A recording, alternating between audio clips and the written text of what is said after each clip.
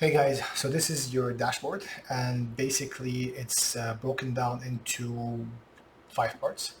The first part is minting soon, which are the projects that you're tracking. So when you first log into the platform for the first time, this will be empty, obviously.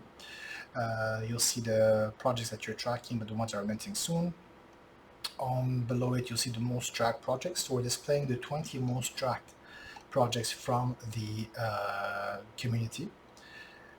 Minting soon is basically projects that have been added to the platform, but you're not tracking them, but we're still displaying them in case you wish to add them to your tracker. The whitelist one, which are the whitelists that you've won depending on where you actually applied for it. Was it Zerg Pass? Was it through the NFTY Dash raffles or any other places? And the whitelist giveaway pending results, which are the ones that you've applied for whitelist and you're still waiting for the results to come through. And last but not least, the calendar that shows you the projects as a bird view by month, by week, or by day. You can also tap the All Projects button. That will show you all the projects in the platform. You can sort it by public date, or you can sort it by pre-sale date. And on the left, you have the different menu bar.